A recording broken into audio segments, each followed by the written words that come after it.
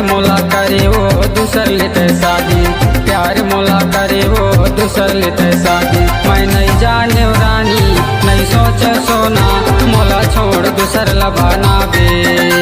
मैं नहीं जाने रानी नहीं सोचे सोना, मोला छोड़ दूसर लबाना बे।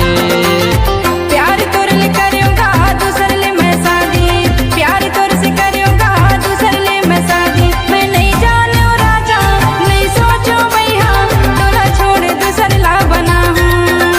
मैं नहीं जानू राजा नहीं सोचो भैया, तोरा छोड़ दूसर ला बना हूँ।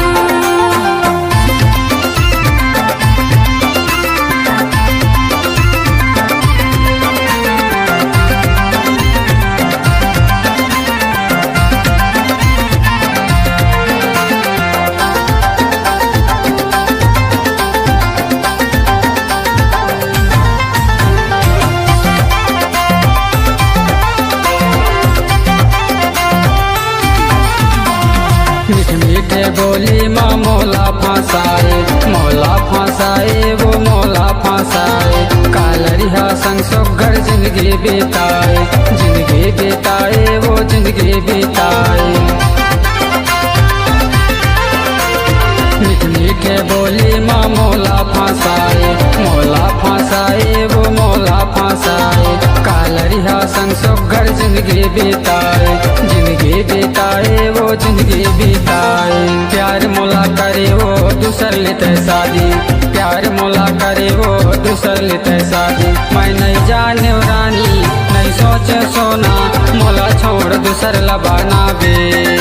मैं नहीं जानू राजा नहीं सोचो भैया, तोरा छोड़ दूसर ला बना हूँ।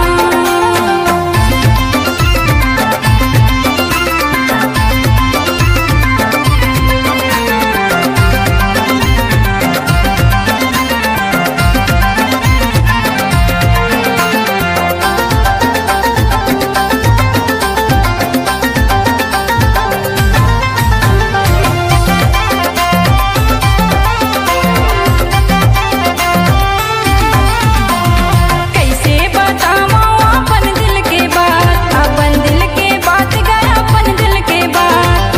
अब बड़ सताती माया वाले बात, माया वाले बात गा माया वाले बात। कैसे बताऊँ अपन दिल के बात, अपन दिल के बात गया अपन दिल के बात। अब बड़ सताती माया वाले बात, माया वाले बात गा माया वाले बात। प्यार तोर ले करूँगा दूसर ले मैं शादी, प्यार तोर से करूँगा दूसर ले मैं शादी। मैं नहीं जानू राजा नहीं सोचो भैया, तोरा छोड़ दूसर ला बना हूँ।